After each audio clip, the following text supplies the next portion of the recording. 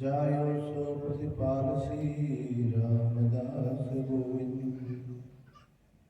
अनंत कोटि ब्रह्मांड नायक प्रभु परमात्मा के श्री चरणों में साष्टांग करके प्रणाम करते हुए, व्यासपीठ को प्रणाम करते हुए, बाहर से पधारे हुए सभी संत महात्माओं को प्रणाम करते हुए एवं भक्तिमती माता एवं भाइयों को सबको मेरा राम जी राम, राम जी राम। आप सबको विदित है कि ये जो अरे राम द्वारा जो कार्यक्रम चल रहा है, ये हमारे गुरु महाराज की 14वीं बरसी के उपलक्ष्य में एक भव्य सत्संग और उसी क्रम में सत्संग के साथ साथ गुरु वाणी का पाठ, रामचरितमानस का पाठ और 5 दिवसीय अखंड राम नाम जप, और उसके साथ साथ ही आपको बड़ा हर्ष होगा कि यहाँ पर 11.25 करोड़ हस्तलिखित राम नाम की स्थापना होने जा रही है। उस कार्यक्रम के लिए आपको कल उस 11.25 करोड़ को नगर परिक्रमा करके और पूरे ग्राम में विशाल जुलूस के साथ हरि भक्त कीर्तन करते हुए 51 गांव के रामधुनी मंडल को आमंत्रित किया है। तो उस हरि कीर्तन में जितना आप पवित्र हृदय से प्रभु परमात्मा को याद करते हुए अपने जीवन को कल्याण में रास्ता दिखाते हुए अपने जीवन का कल्याण करने का ऐसा सुअवसर प्राप्त हो रहा है। हम सबको एक असीम कृपा है कि अरई ग्राम में एक रामस्नेही संप्रदाय से आश्रम है, रामद्वारा है, जो राम नाम की पूर्व जितने भी यहाँ पर संत महात्माओं के द्वारा तब किया, उसी के प्रभाव से निरंतर उत्तरोत्तर विकास की तरफ बढ़ रहा है। और आप सबको भी ऐसे राम नाम के रास्ता दिखाने के लिए, जैसे हमारे महापुरुषों के द्वारा वार्षिक उत्सव के माध्यम से संत महात्मा का एक ही उद्देश्य होता है कि जीव जो भटक रहा है सन्मार्ग पे चले, कैसे चले, किस विधि से चले। तो इस प्रकार जो जैसी सरल विधि है तो हमको महापुरुषों के द्वारा बताई गई, घर पर ही राम नाम का जप करे, स्मरण करे और अच्छे संस्कार परिवार में डले। उसी के साथ साथ नशा से किसी प्रकार का नशा घर में विद्यमान न हो, क्योंकि ऐसा कहा गया है कि जिस घर में किसी भी प्रकार का नशा है, चाहे बीड़ी पीना है, गुटखा है, मदपान है, शराब पीना है, जो आवश्यक पदार्थ खाना है, ये सब जिस घर में है वो एक नरक के समान है। तो हम महापुरुष हम सबको अपने घर को स्वर्ग बनाने के लिए ऐसे आयोजन करते हैं, लेकिन उसका लाभ कोई हजारों में से एक आदमी लाभ ले सकता है, अन्यथा ऐसे ही अपने जीवन को पूरा कर देते हैं। तो इसी कड़ी में हमारे गुरु महाराज का ये 14वां, उस समय में ऐसा लग रहा है 14 साल हो गए। आप सबको भी ऐसा महसूस हो रहा है समय ज्यादा लागत नहीं 12। और उसके साथ ऐसे भक्तमाल की जो कथा है, ऐसे भक्तों की कथा यहाँ पर रखी गई है कि ऐसे ऐसे भक्त हमारे भारत भूमि में, क्योंकि ये भारत भूमि ऋषि भूमि है, सारे महापुरुषों के जो 24 अवतार है ये सारे भारतवर्ष में हुए हैं। हम सब धन्य हैं कि हमारे भारत भूमि में हमने जन्म लिया है और हम सब बड़े ही आनंद में रह रहे हैं। और उससे भी ज्यादा आनंद में हम राजस्थान में हैं, क्योंकि प्रकृति की जितनी भी आपदाएं हैं, जो समुद्र के किनारे रहे हैं उनका जीवन देखो, और जो उत्तराखंड में पहाड़ों में रहते हैं उनका जीवन देखो, जो रेगिस्तान में जो बिल्कुल बालू मिट्टी है उसमें रहते हैं, उससे तो हम बहुत स्वर्ग में हैं। क्योंकि इस राजस्थान में प्राकृतिक आपदा बहुत ही नगण्य और शून्य रहती है। जो अभी अभी जो उत्तराखंड में जोशी मठ में कई प्रकार के ये जो पृथ्वी का ये डोलायमान वहां की प्रकृति की छेड़छाड़ की वजह से ध्वस्त हो रही है, तो कई बार सुनामी जैसी लहरें समुद्रों में से आती है, आसपास के 100 किलोमीटर तक वहां से लोगों को बेघर हो जाते हैं, बड़ी दुखमयी घटना हो जाती है। लेकिन हमारे ऊपर बड़ी प्रभु परमात्मा की कृपा है कि हम ऐसी जगह और सबसे बड़ी ऐसे संत महात्माओं का आश्रम जहाँ ये 10वीं पीढ़ी चल रही है, क्यों पूर्वोत्तर और हर वर्ष किसी माध्यम से आपके इस रामद्वारे में हर कार्यक्रम होता रहता है, कई उत्सव मनाए जाते हैं, कई त्योहारों के समय में जन्माष्टमी है, कई गुरु पूर्णिमा है और ये वार्षिक उत्सव के कार्यक्रम हो रहे हैं। लेकिन हम सब भ्रमित हो रहे हैं। अब भ्रमित क्या है? राम इष्ट आधार मिले, राम आस विश्वास, राम भरोसे रमरा निर्भय रामादास। क्योंकि हम जो जीवन जी रहे हैं हमको खुद पे भी विश्वास नहीं है कि हम क्या करें और क्या नहीं करें, जो शुरू से हमको मार्गदर्शन देने वाले नहीं है। और मार्गदर्शन कहाँ से शुरू होता है? संस्कार माता से होता है, फिर शिक्षा के लिए विद्यालय में जाते हैं, उसके बाद उस विद्या का सदुपयोग करने के लिए 2 मार्ग प्रशस्त करने पड़ते हैं, एक अच्छा मार्ग और एक कुमार्ग। उस रास्ते को सही रास्ता दिखाने वाले ऐसे हमारे गुरु महाराज के सानिध्य में आकर बार बार सत्संग करने पर हम हमारा जीवन को सही राह पर चला सकते हैं, बदल सकते हैं। क्योंकि राम इष्ट, भाई राम जी का इष्ट क्या है और क्या आधार है, इस बात को आप समझ जाएंगे तो आपके अंदर किसी प्रकार का कोई भय नहीं रहेगा। क्यों? भगवान के ऊपर विश्वास होगा। पहले स्वयं के विश्वास में हम कितनी देर तक किस प्रकार प्रभु को याद करते हैं, काम क्रोध मत लोभ, इससे विरक्ति करके फिर प्रभु परमात्मा की भक्ति प्राप्त होती है। ऐसे ही श्रीमद् भागवत का है, जैसे महापुराण होते हैं उसमें भक्ति है, ज्ञान है, वैराग्य है, तपस्या है। कई गांवों में बार बार ऐसी भागवत कथाएं हो रही है, हर गांव में भागवत कथा होती है।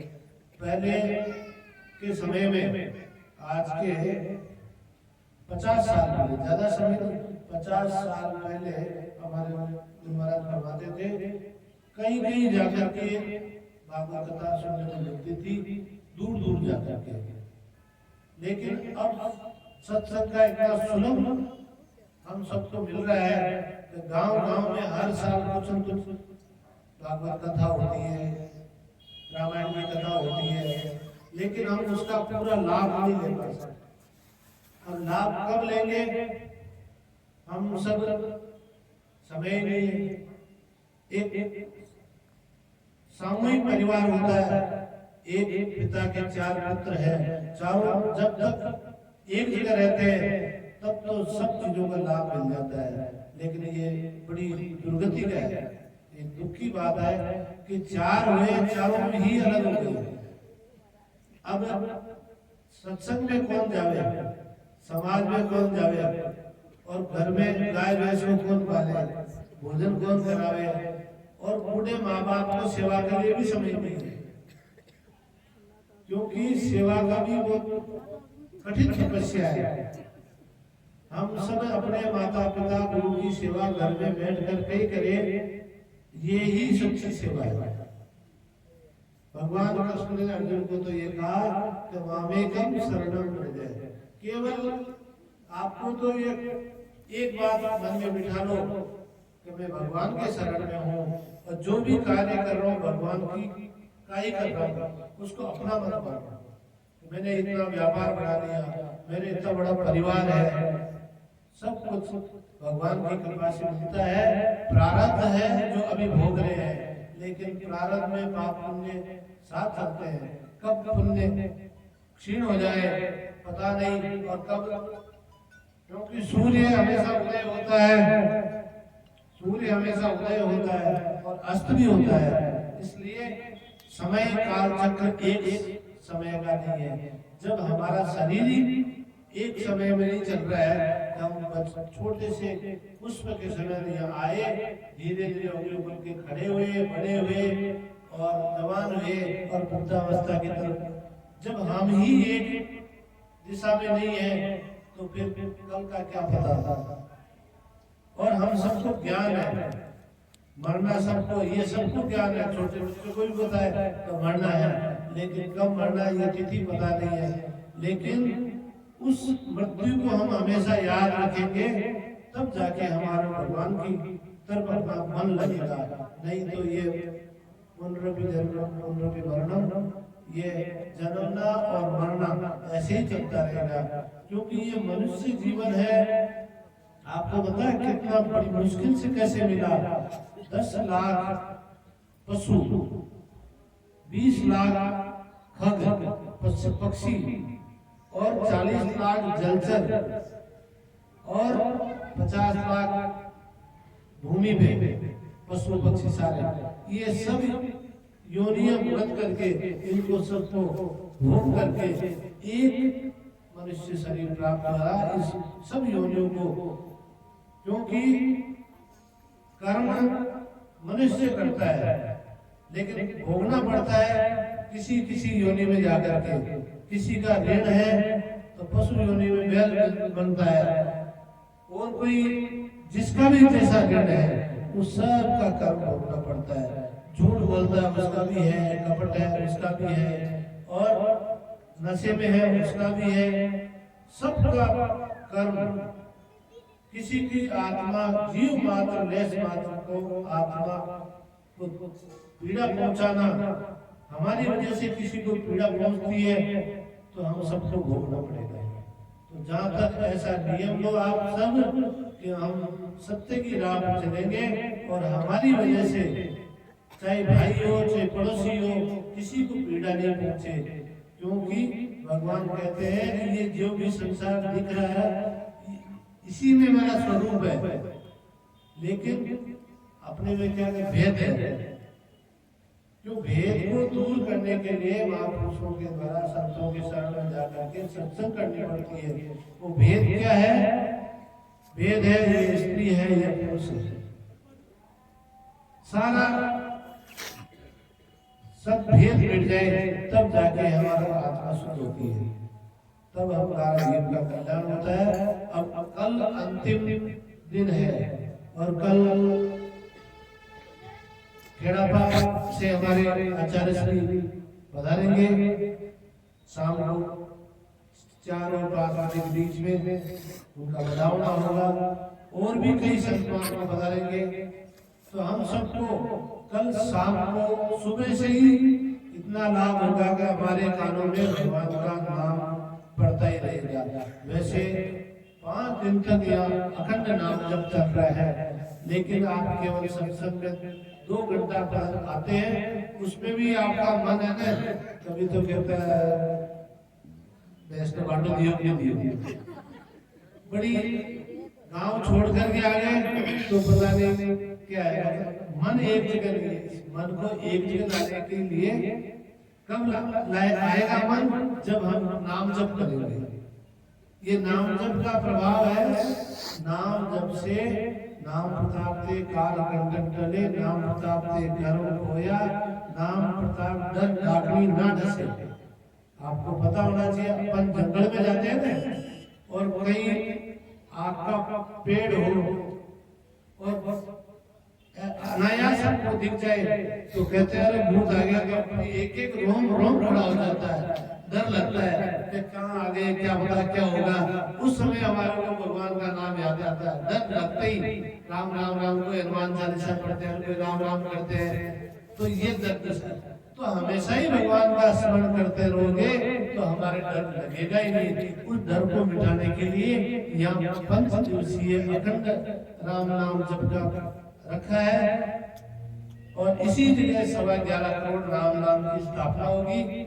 ऐसे दिव्य धाम को प्रणाम करो। इस दिव्य धाम के 11.25 करोड़ राम नाम के परिक्रमा करेंगे तब अपने आत्मा में स्वतः ही शांति मिलेगी। वहां बैठ करके प्रभु परमात्मा का नाम, हम ये नहीं कहते आपको तो ये लाओ और वो लाओ, कुछ नहीं, अपने जीव के कल्याण के लिए सब कार्यक्रम महापुरुषों ने शुरू से बता के गए हैं। तो उसी क्रम में ऐसे महापुरुषों की आज्ञा है, उनकी कृपा से ये जो कार्यक्रम हो रहे हैं उन्हीं की आज विद्यमान नहीं है, लेकिन उनकी विशेष कृपा है। स्वतः ही महाराज की कृपा से सब काम हो रहा है और आपको लाभ मिल रहा है। लेकिन आप लाभ कितना ले रहे हैं वो अपना मन ही जाने, क्योंकि काम बहुत बड़ा है लेकिन पात्र नहीं है। पात्र में ही तो कोई वस्तु जाएगी, अन्यथा काम, क्योंकि सबके हृदय में पता नहीं क्या क्या जमा हुआ है। भगवान का नाम रखने के लिए जगह दे दी आत्मा में, आत्मा तो अच्छी नहीं। अब आत्मा, जिसके शरीर में आत्मा नहीं है तो वो किसके समान है? मृत शरीर के समान है, वो शव के समान है। जिस घर में राम जी का नाम नहीं ले वो वहां क्या है? तो महापुरुषों की बड़ी विशेष कृपा है। कल खूब आवा करके जोर शोर से यहाँ से 11 बजे का जुलूस रहेगा और बड़े भाव से कीर्तन करते हैं। जब मैं रामधुनी देखने गया था, कुंडली में कार्यक्रम हुआ था, 75 रामधुनी आई थी, 75 गांव से आई थी। तो गांव वालों ने पूरे गांव में जो रास्ता था बड़े चिंतित थे कि गर्मी का समय था, तो सबके पांव जल जाएंगे, इतने पैर करके नाचेंगे, क्या होगा। तो उस समय भागवत कथा रखी थी वहां पर और अपने खेड़ापा आचार्य श्री महाराज में पधारेंगे, उसमें पधारे थे वहां पे। तो भगवान की ऐसी कृपा हुई कि उस भरी गर्मी में एक दिन पहले इतनी बरसात जोरदार हुई, केवल बूंदी ग्राम में, जो पूरे गांव में मतलब कोई पानी छिड़कने की जरूरत नहीं, लेकिन गांव वालों ने इतनी व्यवस्था की कि यहाँ से टेंट ले जा करके पूरे गांव में, पूरी गलियों में टेंट लग गया, छाया गई थी। एक भी जगह ऐसी नहीं बची कि टेंट नहीं लगा। भाई छाया में तो रहेंगे, लेकिन प्रभु की कृपा, भगवान के नाम के आगे भगवान सब व्यवस्था करते हैं। भाई हमारा जन्म हुआ तो उससे पहले हमारे राम गरीब निवास को मोय गुण जग जामी पालम जगत सबकी पूरी आस। भगवान ने जो जन्म दिया वो सब पूरी होती है इच्छा, सबकी भोजन की व्यवस्था होती है। हम चिंतित होते हैं कि मैं नहीं होता हूं तो परिवार नहीं चलेगा, कैसे भूखे मर जाएंगे। आज तक कोई हुआ क्या? अपने में कोई ताकत नहीं है, हम किसी का कोई पालन पोषण नहीं कर सकते। केवल भगवान की कृपा से ही ये जीवन, ये संसार चल रहा है। जो जंगल में अकेला है उसका भी भोजन की व्यवस्था है। अजगर जो कहीं घूम नहीं सकता, अजगर करे न चाकरी, पंछी करे न काम। जो देखो पशु पक्षी अपन दाना डालते हैं पक्षियों को, बताओ वो क्या संग्रह करते हैं, उनको भूख रोजाना लगती है वो, लेकिन वो कल की चिंता नहीं कर रहे हैं। और अपन तो 10 पीढ़ी की चिंता करते हैं कि हमारे 10 पीढ़ी तो दनकोनट है, वो कल की चिंता नहीं कर रहे। हम उस इस मेरा कहने का भाव ये है कि हमारे हृदय में ऐसी बिना वजह का बोझ रख रखा है, उस बोझ को हल्का करो। और चिंता दीन दयाल को भगवान की चिंता दीन भगवान को सौंप दो, हमारी सारी चिंता भेंट कर दो। मोमन सदानंद बड़े आनंद के साथ प्रभु भगवान का नाम लो। जाइयो सुप्रतिपासी, जो जन्म दिया वही पालन पोषण करेगा। रामदास बोले श्री राम जी महाराज की।